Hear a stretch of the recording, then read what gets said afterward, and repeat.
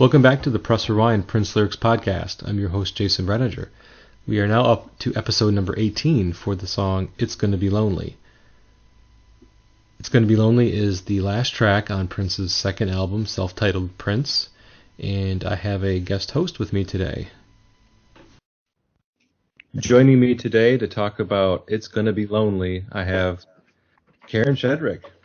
Good morning, Karen. Good morning. Welcome back to the podcast.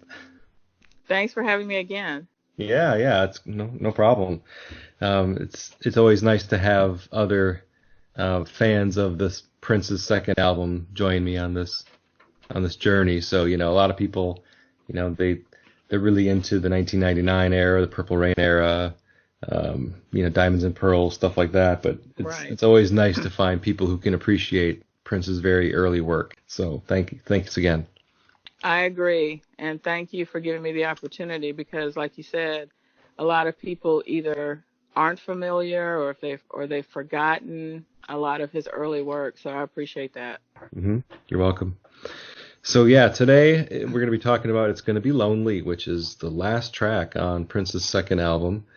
And I think you had mentioned in the previous podcast episode that you were on for Bambi that you really liked the song, and I was in total agreement. I think the song is amazing.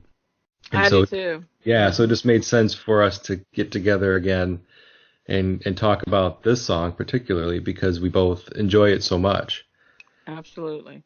Yeah. Absolutely. And it's it comes right after I Feel For You, which is another great song. So that's if anybody hears me talk about Prince's second album, I'll just keep telling them how much I think the whole track listing is great.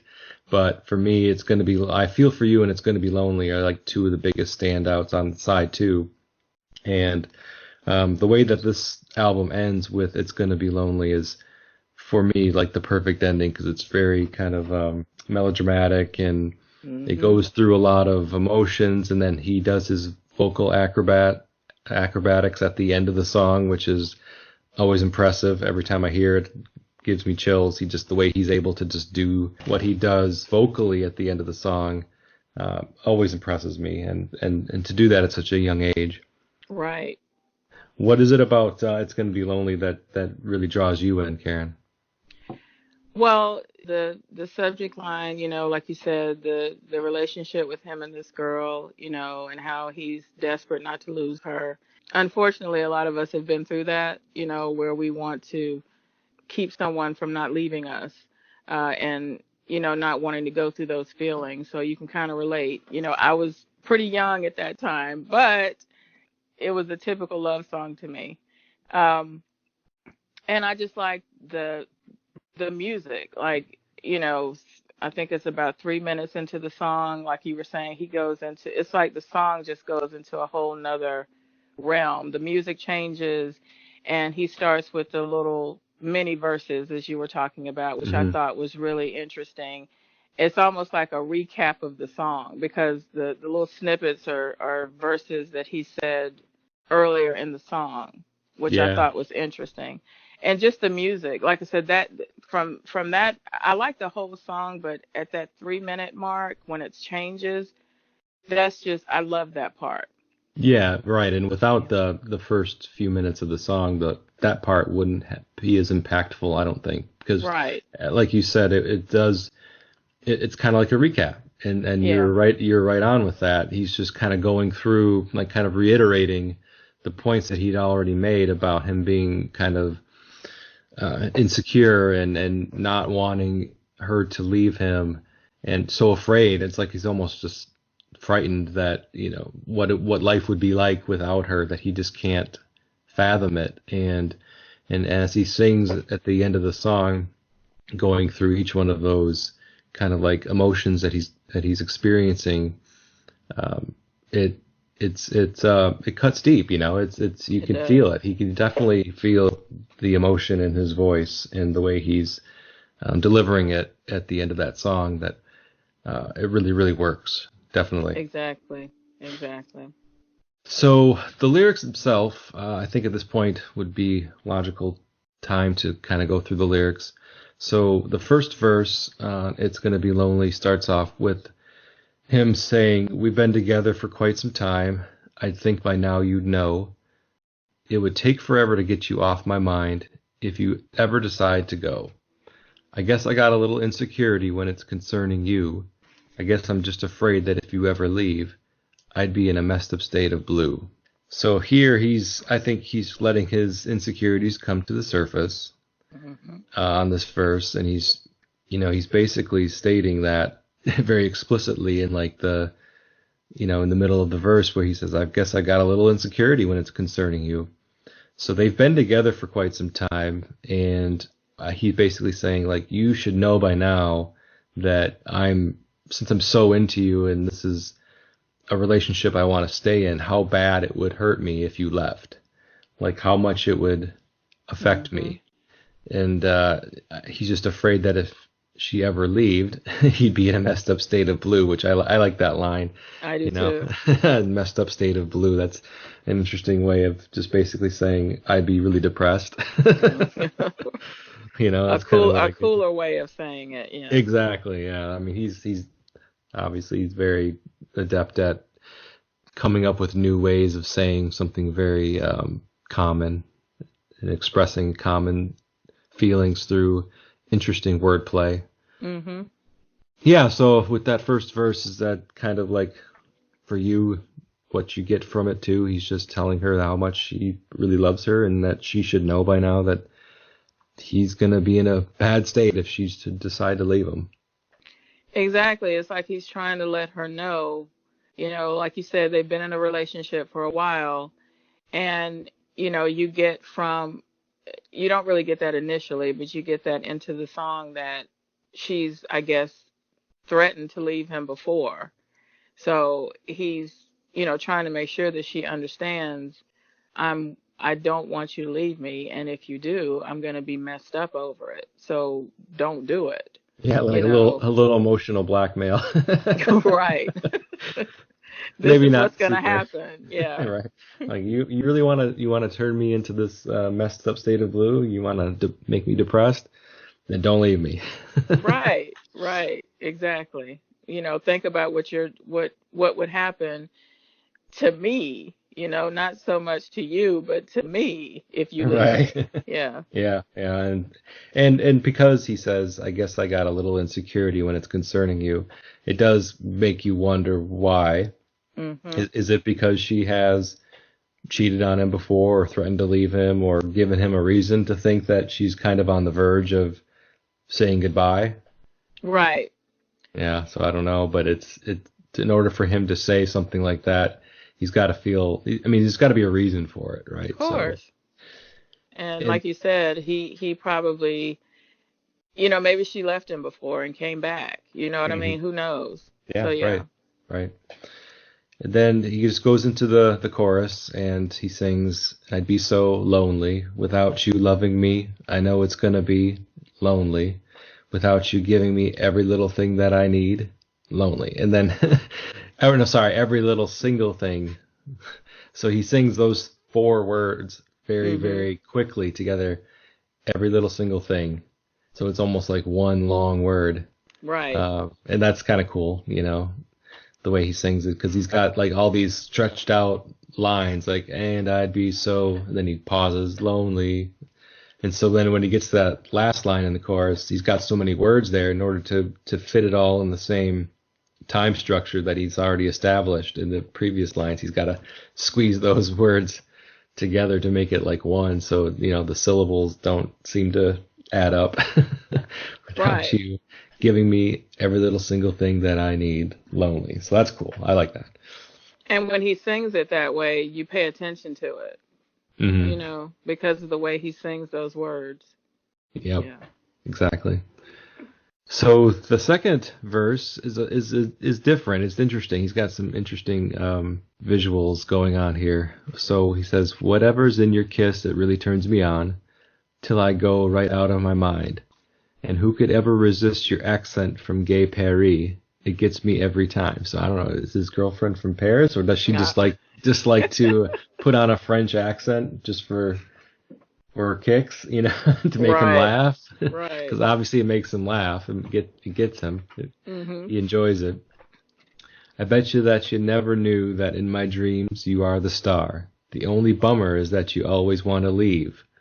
Who do you think you are? So, yeah, there you go. I mean, Hmm. the only bummer is that you always want to leave. She's just not, I'm getting that she's just not quite satisfied in this relationship. Or she may not, they've been together, but, maybe not necessarily committed in a Right. relationship. And which is why she keeps coming and going, I guess. Yeah, yeah, it could be that she sees it as a casual thing. Right. Um, like a friendship, or a friends with benefits or something, and then he's got feelings now, and maybe he's always had feelings, and she's just never been able to get there, the Right. same level that he's at. But they seem to get along just fine. I mean, Oh, yeah. whatever's in your kiss, it turns me on. They even had this little inside joke with the accent from France, from Paris, that she puts on for him, and then it makes him laugh. So those are kind of things that, kind of a window into their relationship a little bit, Right. which is interesting and a nice touch to the lyrics. But yeah, then he says, I like the line, I bet you that ya. So a very unique way of saying those words. I bet you that you never knew that in my dreams you are the star. So yeah, he's still very, very much telling her that she's Number one. number one. Exactly. She's the one, and the star of his dreams. But she always wants to leave. And that last line in that second verse, who do you think you are? I think he's frustrated, like, I don't get why you always still want to leave me, or why can't you stay committed to this the way that I want to be committed to this? And, if you're going to trample all over me and walk all over my heart, I want you to understand that this is not right. And he's helpless to it in some ways. Yeah, exactly. Like, why do you keep doing this to me? You see what happens to me when you do this. So who do you think you are by hurting me like this? Hmm. You know, absolutely. Yeah. Yeah, he's not happy with how things are going. I mean, he wants it to change, and that's what's the driving force for the lyrics of the song and for the way the song is written. It's going to be lonely because he's already kind of self-defeated or defeated in this relationship. He feels like the song isn't about him wanting to get her to commit necessarily. It's almost like I know this is going to suck when she leaves me again because I've already Hmm. experienced it, and I've already kind of felt like this is doomed in some ways. So it's going to be lonely to me, just like the name of the song and then the way that the chorus is. Hmm. It comes across to me as a man a bit defeated by this relationship. I don't Right. know And what. the title is gonna be lonely. He's already anticipated that she's gonna leave. Yeah, yeah. Yeah. Anticipating it and already anticipating how bad he's going to feel once that happens, either again or for the last time. Maybe Right. this is the final goodbye, and he's sensing that. Or it could just be like, it's going to be lonely for that period of time that you leave me, and until I can get you back with me again, however many months that takes, or weeks, or Right. whatever, and then you'll come back because we seem to get along just fine when we're together. And they've Um, been together for quite some time, so there's yeah, some history there. for sure, for sure. Yeah. He doesn't really offer any indication of like why it's not working out. Like Right. why does she always want to leave? He doesn't really put anything in the song, give us any clues to tell us what's going on in this relationship that is not working out. And it Uh, may be that there is nothing wrong with the relationship. It could just be her, which is right? why he could be frustrated. Like, we get along, we've been together this long, but you keep leaving, and I don't understand why you keep leaving. Hmm. Hmm. Yeah. Yeah, yeah. I mean, I would be frustrated. Right. If like we were together, and I feel like every time we're together, we have a great time, we have laughs, Right. We have a good physical relationship. We have a good friendship. We seem to have all of the elements. So what's up? why Right. why is this not working? So yeah, I get it. I get it. And in the context of, I think, the album as a whole, since this is the last song, it's kind of like a bittersweet track to end the album on. So it kind of gives you the feeling like you're almost ending the album on a depressing note a little bit, but it's so Mhm. beautiful. The song is so beautiful. Like you It said, is. the music itself is worth the song existing. And then you add to the fact that the lyrics are interesting, and the way he sings it, it's not just a typical love song by any stretch from that standpoint. After the second verse, he does the chorus again, which doesn't change. It's the same exact chorus. And I'd be so lonely without you loving me. I know it's gonna be lonely without you giving me every little single thing that I need. Lonely. And then, as we had already mentioned earlier, at this point, then he goes into the breakdown of the various pieces of the song that he sings again. He'll sing it in one way, and then he'll switch it up and sing it in a different way. Like he'll go high Mhm. and then Right. low, and then yeah. I mean, it's all spectacular the way that song ends, and it just kind of fades out that way Mhm. with the repeating synthesizer line. I can't remember off the top of my head which Mhm. how it ends at the end, but the way that it kind of repeats, almost like it's like stuck, Right. like a record, like a needle stuck on the groove, where it just keeps playing the same thing over and over and Mhm. over, and it just kind of fades out that way. And it doesn't do that at any other point in the song.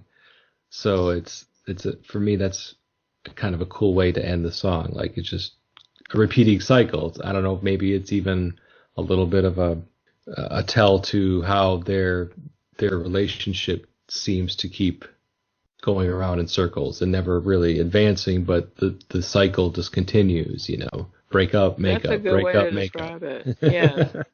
That's a good way to describe it. That the ending is hmm just like a revolving thing. Absolutely. Yeah. And it's almost when he's repeating, pieces of the verses from the beginning of the song. It's almost like he's going over it in his own mind.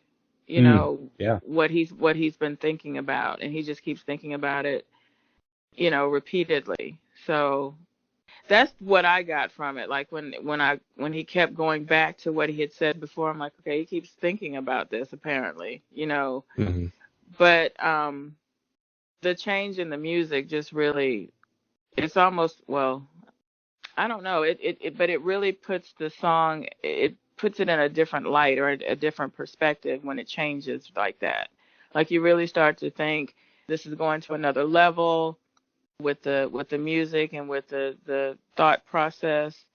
And like you said, towards the end, it just kind of fades away, and it's on like a repeat, kind of like, okay, let me just mull over this, and it just kind of fades out.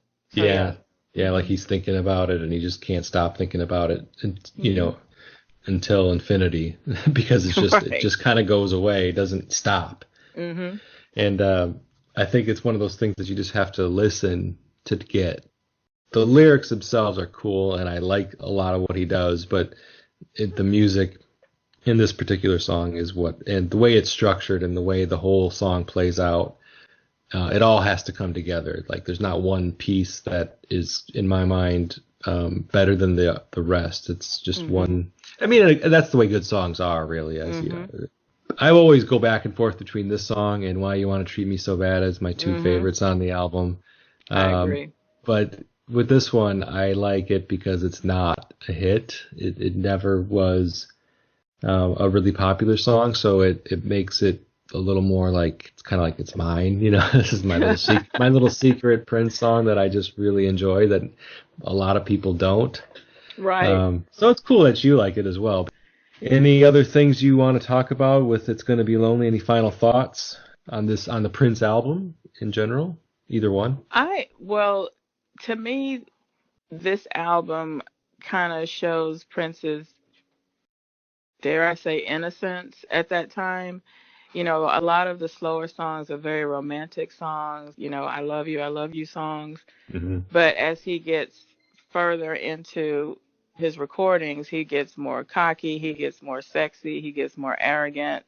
You know, you lucky to have me. You know, I can take you there, and you know, Hmm. sexually, and you know, you can't have enough of me, and I know you want me. You know, that type of mentality Yeah, versus, yeah, you know, versus in this album, he's very vulnerable. He's very yeah. vulnerable in He's in very this song. vulnerable early Yeah. on in his career and in his songwriting. And it doesn't take long after this album, and he's already writing songs like and playing songs live like Head and Right. and Dirty Mind, and it's like, wow, that's, you can't imagine songs like that being on this album. So he gets a little Right. dirty on When We're Dancing Close and Slow, but it's still the way he delivers it. It doesn't come across as dirty unless you're really paying attention. It's Yeah. much more overt in songs like Head and in Sister and on Dirty Mind. So I totally get what you're saying. This is really the last, and it didn't last long, only No. a couple years and two albums. And Right. but this is the vulnerable. This is the innocent. Exactly. This is the youthful. This is the Puppy love type thing. insecure, almost in Hmm. many ways, Prince. Right. And you don't really get that again No. ever in his career. And so there's some charm to that. There's definitely some charm to that in listening to an artist who, later on, dominated the pop landscape for many years, singing songs about being worried that his girlfriend's going to leave him, or singing songs about being basically ignored by a woman that he's really attracted to. Hmm. Uh, he's got breakup songs and future albums. It's not like every single song he ever sings from now on is going to be about how, he can, like you said, take you there sexually, or that, all the girls want him. But this one's, this album and the album before have way more. Like it's definitely top heavy on songs about puppy love and Hmm. relationships that he can't quite seem to master or grasp.